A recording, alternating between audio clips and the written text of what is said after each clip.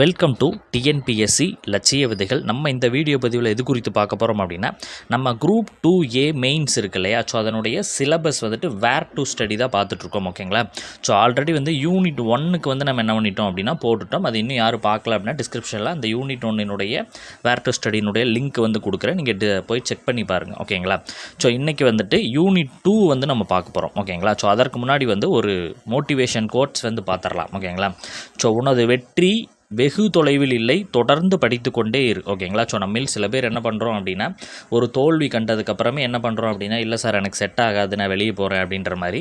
TNPSC என்பது ஒரு marathon போன்றது. ஓகேங்களா, ஸோ நீங்கள் ஒரு எக்ஸாமில் விட்டீங்க அப்படின்னா அடுத்த எக்ஸாமில் கூட உங்களுக்கு வெற்றி காத்திருக்கலாம்.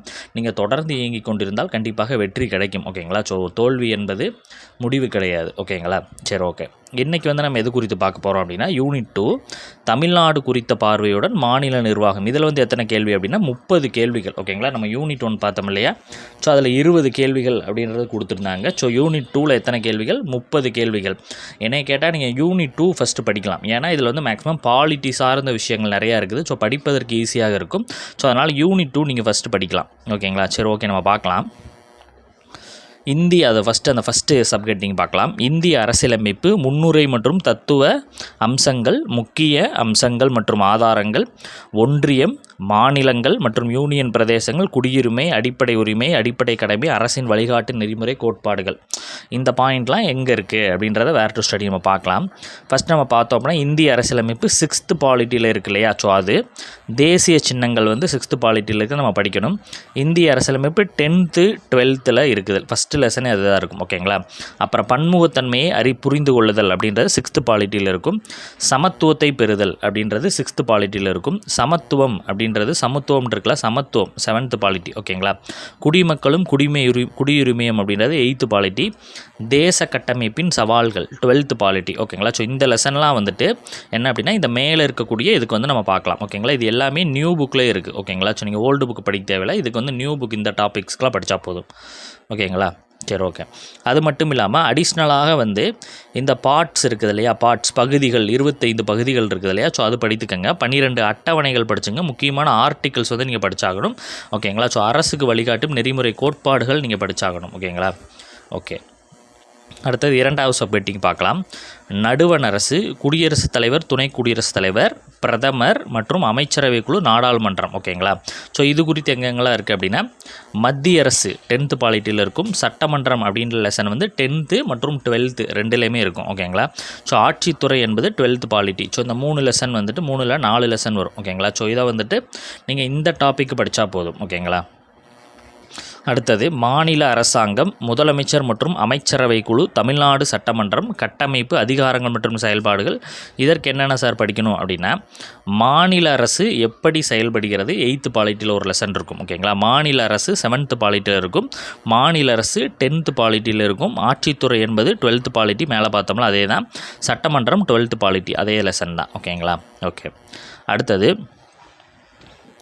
உள்ளாட்சி அமைப்புகள், 3 அடுக்கு அமைப்பு, 73 மற்றும் 74 அரசியலமைப்பு திருத்தம், தமிழ்நாடு பஞ்சாயத்து சட்டம், கிராம சபை. ஓகேங்களா, ஸோ இந்த இன்ஃபர்மேஷன் குறித்து டாபிக்ஸ் வந்து மேலே நம்ம பார்த்தோம் இல்லையா, ஸோ அதிலே இருக்கும். பஞ்சாயத்து சட்டம் ப்ளஸ் வந்து இந்த 73 74 பஞ்சாயத்து சட்டம், 3 அடுக்கு முறை, 2 அடுக்கு முறை, இதெல்லாம் வந்துட்டு மேலேயே வந்து நம்மளுக்கு இருக்கும். ஓகேங்களா, ஸோ அது குறித்த விஷயங்களை வந்து நம்ம என்ன பண்ணிக்கணும் அப்படின்னா இந்த புத்தகத்தில் இருந்தே நம்ம எடுத்துக்கணும். உள்ளாட்சி அமைப்புகள் இது குறித்ததெல்லாம். ஓகேங்களா, உள்ளாட்சி அரசாங்கங்கள் அப்படின்னு சொல்லிட்டு 12th ஒரு லெசன் இருக்கும். ஸோ அதை படிச்சுக்கோங்க.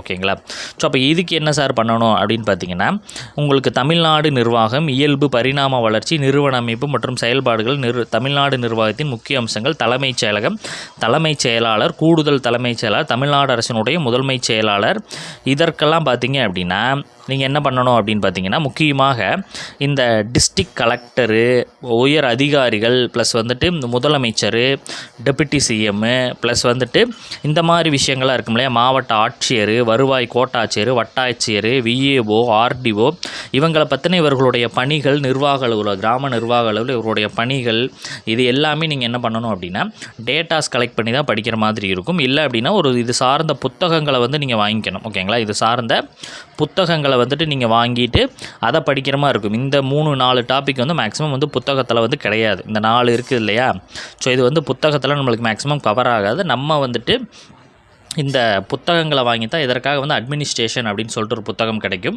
ஓகேங்களா. ஸோ அந்த புத்தகங்களை வாங்கி தான் நம்ம படிக்கணும். ஓகேங்களா.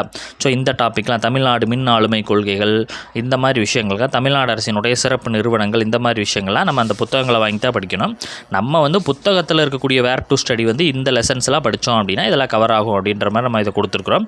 ஸோ இது வந்து மேக்ஸிமம் இந்த மாவட்ட நிர்வாகம், மாவட்ட ஆட்சியர் இந்த மாதிரி விஷயங்கள்லாம், வட்டாட்சியர் இதெல்லாம் நீங்கள் தான் கலெக்ட் பண்ணணும். இல்லைனா இதற்குரிய புத்தகத்தை வாங்கி நீங்கள் படிக்கணும். ஃபஸ்ட்டு அந்த நம்ம சொல்லக்கூடிய விஷயம் என்னென்னா, புக்கில் இருக்கக்கூடிய லெசன்ஸ்லாம் நீங்கள் ஃபஸ்ட்டு யூனிட் 1ஆக இருக்கட்டும், யூனிட் 2, யூனிட் 3, யூனிட் 5 5 யூனிட் இருக்குது இல்லையா. ஸோ அந்த 5 யூனிட்டில் முதல்ல புத்தகங்களில் இருக்கக்கூடிய விஷயங்களை நீங்கள் படித்து முடிச்சுட்டு அதற்கப்புறம் நீங்கள் இந்த மாதிரி விஷயங்களில் கான்சன்ட்ரேட் பண்ணுங்கள். தமிழ்நாடு அரசினுடைய நலத்திட்டங்கள், நடவடிக்கைகள் வந்து அதிலே கொடுத்துருக்குறாங்க. 1990க்கு பிறகான திட்டங்கள் இந்த மாதிரி விஷயங்களை நீங்கள் வந்து படிக்க வேண்டும். ஓகேங்களா. ஸோ இதுதான் யூனிட் 2ல் வந்து கொடுக்கப்பட்டிருக்குது. இதற்கு என்ன புத்தகம் படிக்கணும் அப்படின்னு கூட நான் வந்து உங்களுக்கு கமெண்ட்டில் வந்து பின் பண்ணி விடுறேன். ஸோ அதை நீங்கள் வாங்கி கொள்ளலாம். ஓகேங்களா. ஸோ ஓகே, அடுத்தடுத்த வீடியோ பதிவில் நம்ம சந்திக்கலாம். தேங்க்யூ.